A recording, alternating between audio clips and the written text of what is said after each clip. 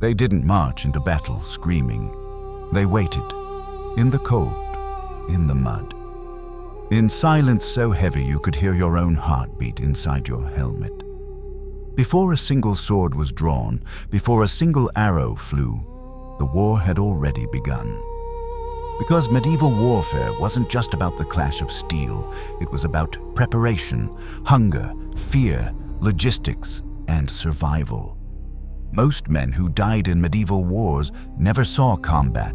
They starved, they froze, they fell to disease that swept through camps like wildfire. And those who did fight, they spent weeks, sometimes months, preparing for minutes of chaos. This is what medieval warfare was really like.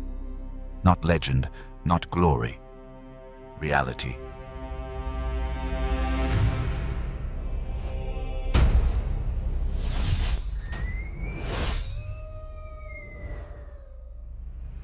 When a medieval lord declared war, the fighting didn't start immediately. Messengers rode for days, banners were raised in castle courtyards, vassals were summoned by oath, knights were bound by feudal duty, peasants were forced by obligation they couldn't refuse. Mercenaries were drawn by coin and the promise of plunder. An army wasn't permanent. It had to be assembled, piece by piece, man by man. And that took time. Weeks, sometimes months. Meanwhile, blacksmiths worked without rest. Forges burned day and night. Armor was repaired. Dents hammered out. Straps replaced. Spears were bundled by the hundreds. Arrows were crafted until hands blistered and cramped. Horses were shod. Wagons were loaded. Food was gathered. Grain, salted meat, barrels of ale. War was not chaos. It was organization, a machine built from iron, wood, and flesh. And if any part of that machine failed, if the food ran out, if the horses died, if the arrows weren't ready, the army collapsed before it ever reached the enemy. Logistics killed more campaigns than swords ever did, and every commander knew it.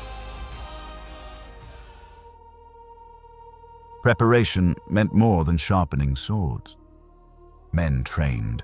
Shield walls were practiced until every man knew his place. Archers shot until their fingers bled and their shoulders ached. Knights conditioned their bodies to fight in 25 kilograms of armor, metal that cooked you in summer and froze you in winter. But the most important preparation wasn't physical.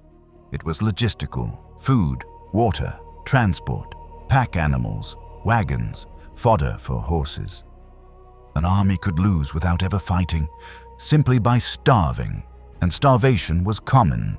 If supply lines failed, if rivers flooded and blocked roads, if enemy scouts burned your grain stores, the campaign ended, not with a battle, with retreat, with men too weak to march, with horses dying in their traces.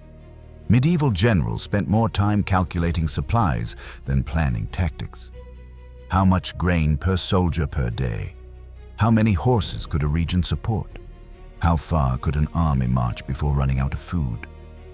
War was arithmetic, cold, brutal, unforgiving, and soldiers knew the real enemy wasn't always across the field. Sometimes it was behind them, in the empty wagons, in the dwindling supplies, in the silent realization that no more food was coming. Forget heroic feasts. Most soldiers ate hard bread, so dry it could break teeth. Porridge, watery, bland, barely filling. Salted meat, tough as leather, soaked to remove enough salt to make it edible. Dried fish, reeking, shriveled, but protein was protein. Ale, often safer than water, which could kill you just as fast as a sword. Fresh food was rare during campaigns. Vegetables rotted quickly, meat spoiled within days, bread went moldy in damp conditions. Soldiers often had to pick maggots out of their hardtack or drink ale that smelled like swamp water just to stay alive. Malnutrition was normal. Scurvy crept in on long campaigns. Teeth loosened, gums bled. Men grew weak even as they marched toward battle and before a fight. Some men couldn't eat at all. Fear closed the stomach tighter than any armor. They would retch, vomit into the grass, stand trembling as the enemy appeared on the horizon. Because the body knows. Even when the mind denies it, it knows what's coming. But there was one thing more lethal than any arrow. A silent killer that followed every camp, and it didn't need a sword to end you. The sword was iconic, romantic, the weapon of knights and kings. But it was not the most common weapon on a medieval battlefield. Most men carried spears, cheap, simple, deadly. Pikes, long enough to stop a charging horse. Axes, brutal, effective, requiring no finesse. Clubs, blunt trauma that crushed bone even through mail. Bows, silent killers that could drop a man from 200 meters. The spear dominated the battlefield. Easy to make, easy to use, effective in formation. A peasant with a spear could kill a knight, if he was brave enough, or desperate enough. Swords were expensive. They were status symbols, a knight's weapon, but even knights often preferred maces or war hammers in battle, because armor was too good. Slashing didn't work against plate. You had to crush. Battle wasn't elegant dueling. It was pushing, shoving, crushing, shields pressed into faces, men slipped in blood and mud, armor dented inward, ribs cracking beneath. Some men suffocated inside their helmets, ventilation holes blocked by blood or dirt. Others were trampled by their own side, or pinned beneath a fallen horse, drowning in 2 inches of mud. The weapons didn't make war brutal. War made the weapons brutal.